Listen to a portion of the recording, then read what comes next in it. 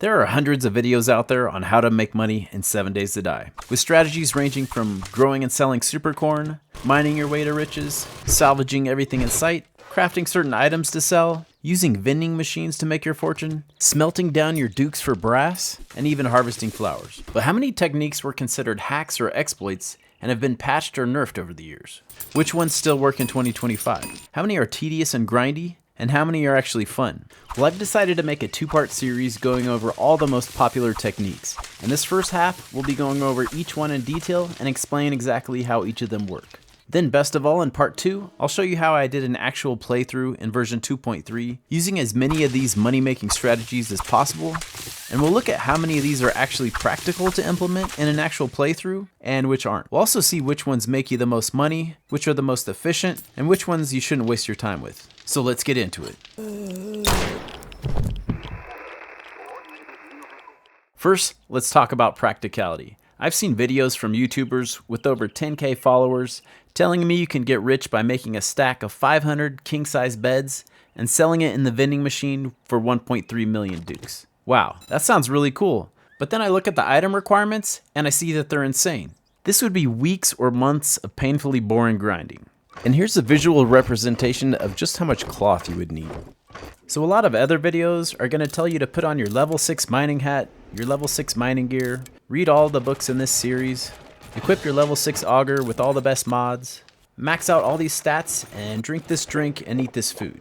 Well, yeah, all that's great late game when you can make all that high level in-game gear and have lots of skill points to spend. But at that point in the game, money probably isn't even going to matter to you. Alright, so what can you do early game or mid game?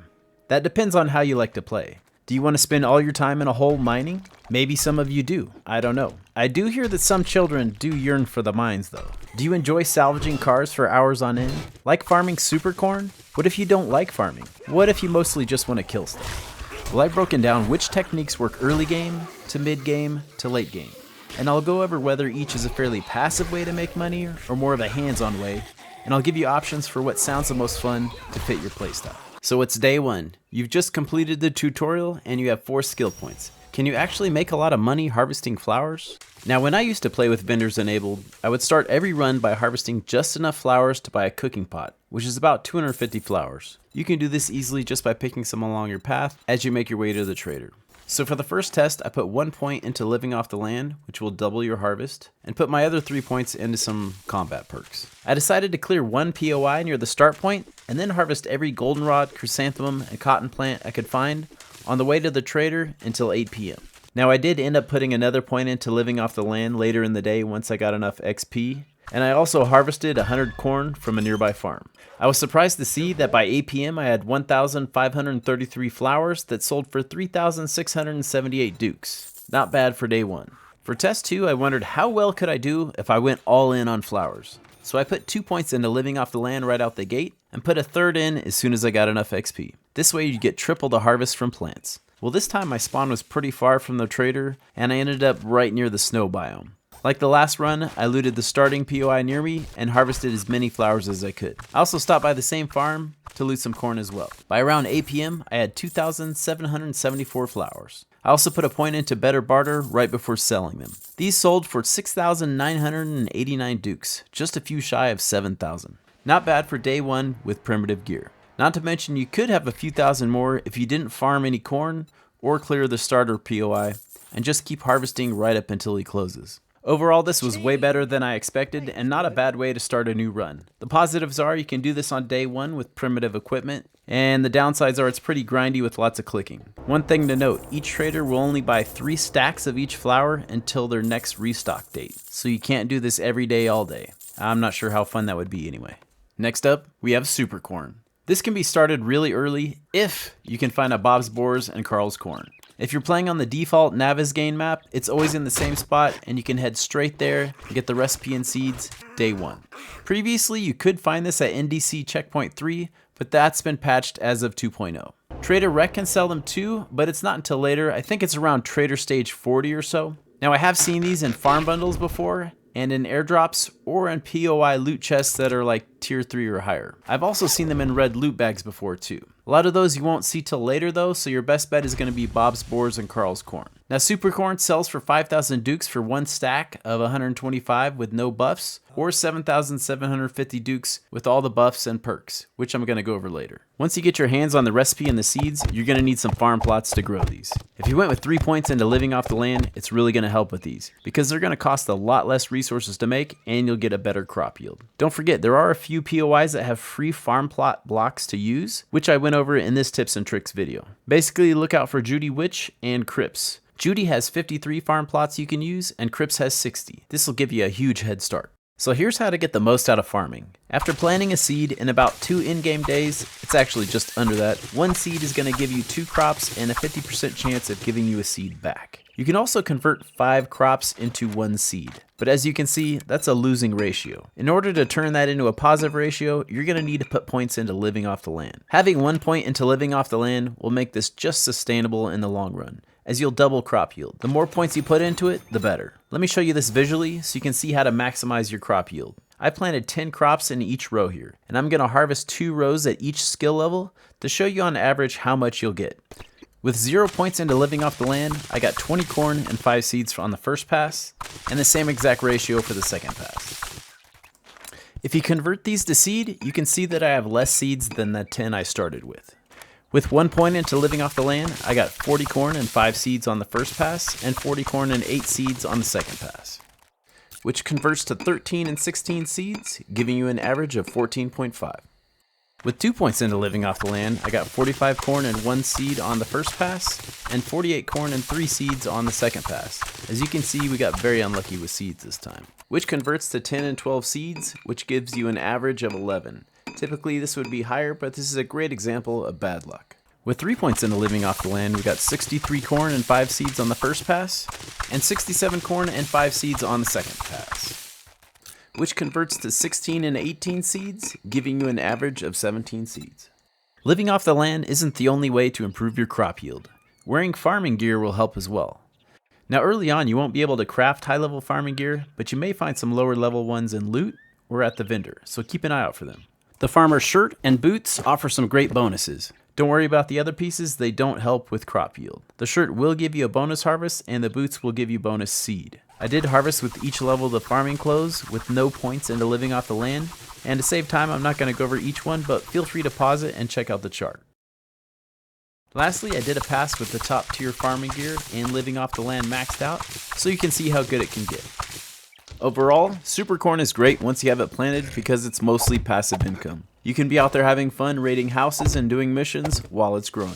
The negatives are, lack of materials for farm plots can really slow you down, and you do have to check in and harvest every couple days. If you thought over 7K a stack for Supercorn was a good deal, how about 25,000 a stack? Well, with vending machines, you can get that much. Here's how vending machines work and how to use them effectively. First off, they don't sell to other players in the game. They sell to imaginary survivors in the game, and they work on single player and multiplayer. To use them, you're going to need to spend 2,500 dukes to rent one. This is going to get you a 30-day rental.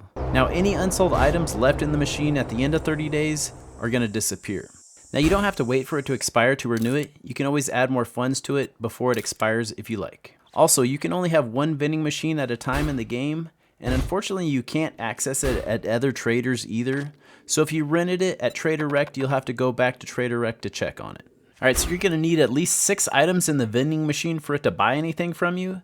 The thing is though, it'll buy them at random, but there is a way to fix that so it sells just your most valuable items. Now I learned this from Zeno Squirrel. I'm not sure if he came up with it, but that's who I learned it from. Now here's how it works. You'll want to fill the machine with at least 5 junk items. They could be anything, stone axes or stone shovels or whatever. Now boost up the price to where it's in the red, and if it's in the red, it's not going to sell. Now on the 6th slot, put the item that you want to sell. Now vending machine items sell much more than selling to the trader. Everything that I've tested, it's 5 times the amount. So if you take that stack of Supercorn that would normally sell for the trader for 5,000 and put it in the vending machine, it's going to sell for 25,000. Now how it sells is kind of confusing. In Zeno Squirrel's video, he mentioned it was after 3 days, but after a lot of testing, I found out sometimes it would sell after 1 day, sometimes it would sell after 2 days, and every now and then it would sell after 3 days. So I did some searching, and I found a post on Reddit by Ryan Fay Scotland, where he looked at the code and explained it. Basically, it works like this. After 1 day, it has a 1 in 3 chance to sell. If it doesn't sell, then on the second day, it has a 2 out of 3 chance to sell. And finally, on the third day, it has a 100% chance of selling. So this looks amazing, right? You can sell things to the trader at 5 times the cost. Well, it does have its limitations. It only sells one item every 1 to 3 days, so it isn't great at selling individual items. This is why you want to sell items that stack, like Supercorn and mini bike handlebars. This is how you're going to make the big money. This is also where a lot of items have been nerfed. You used to be able to throw about anything in here. You could sell rocks in here for good money.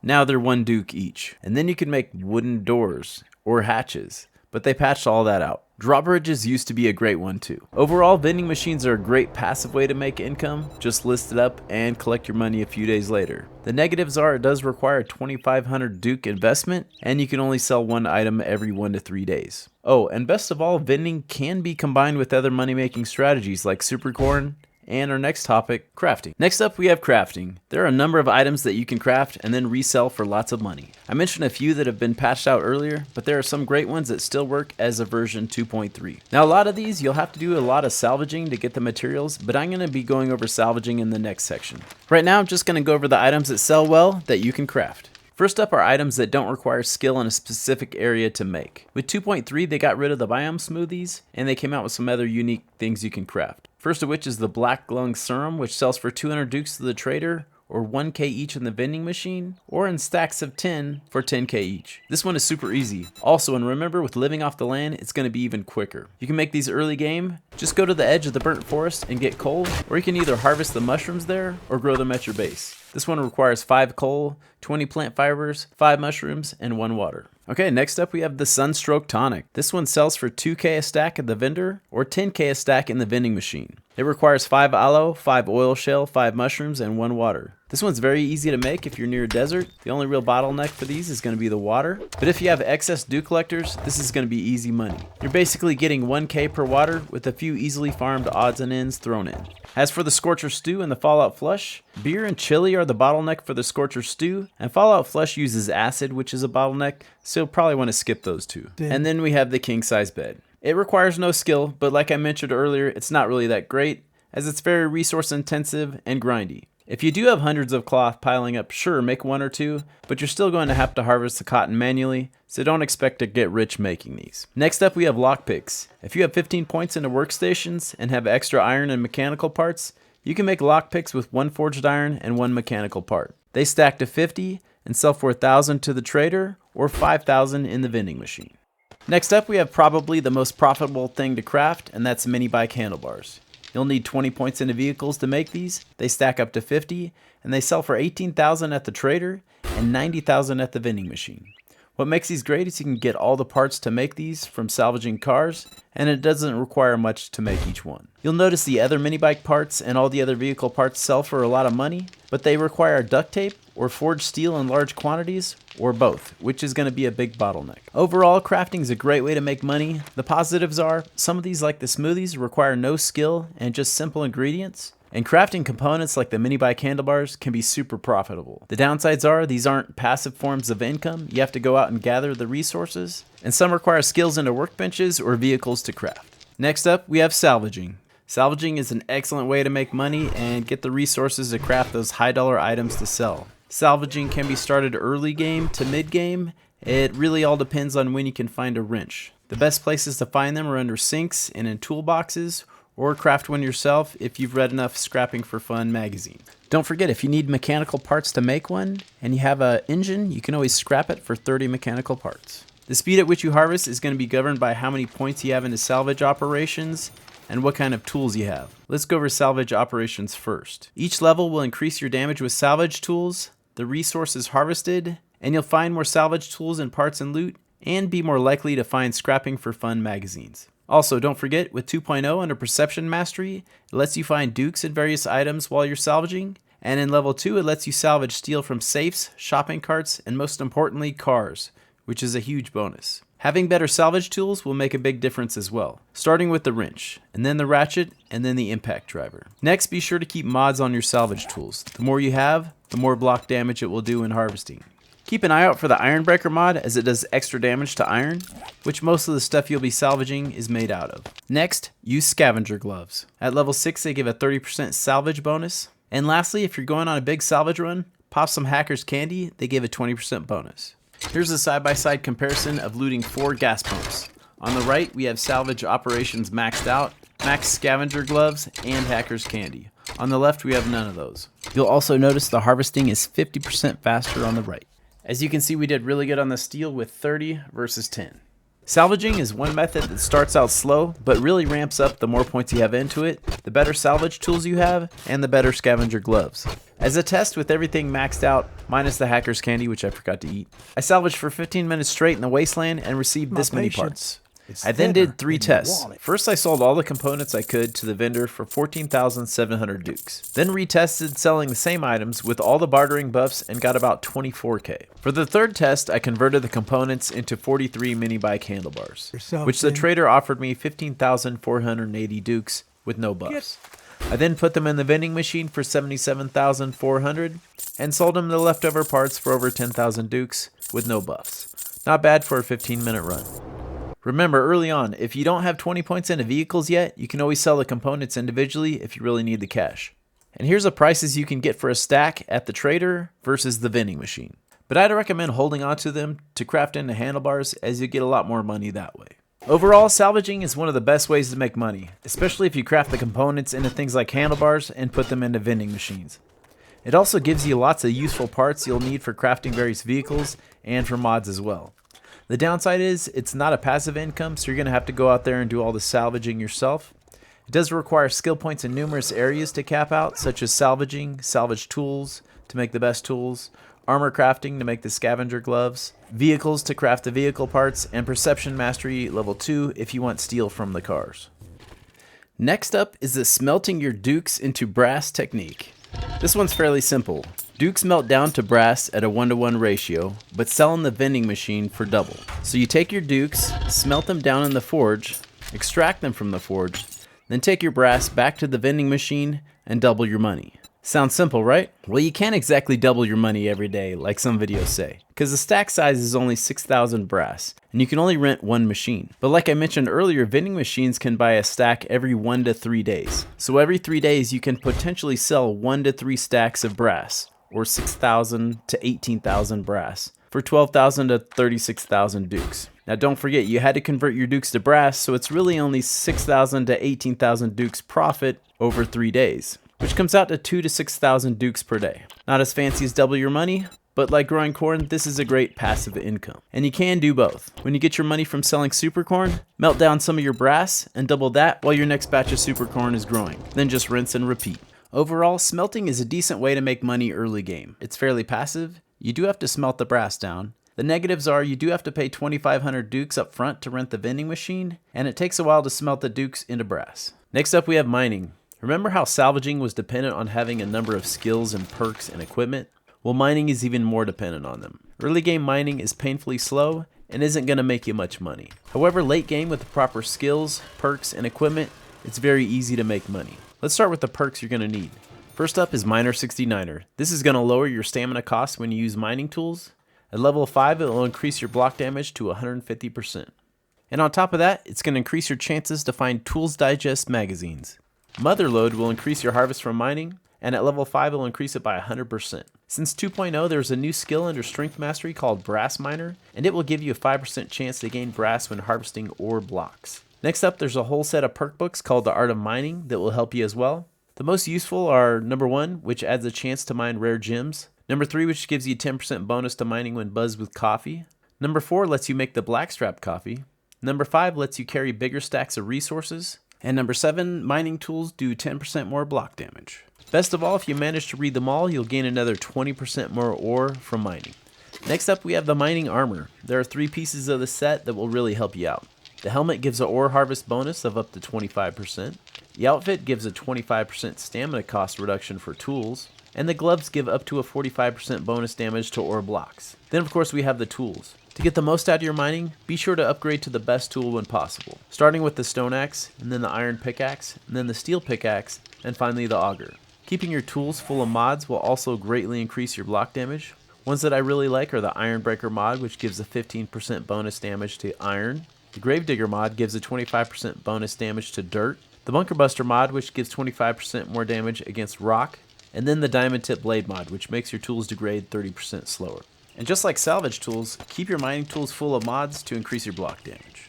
If you plan on doing a lot of mining, be sure to chug some coffee for the stamina regen bonus, or if you read the Art of Mining 3, you'll also get that 10% harvest bonus. On top of that, if you eat a Rockbuster's candy, it'll give you an additional 20% mining harvest bonus. Just to show you how profitable it can be once everything is maxed out, I mined for 10 minutes straight and got this many materials.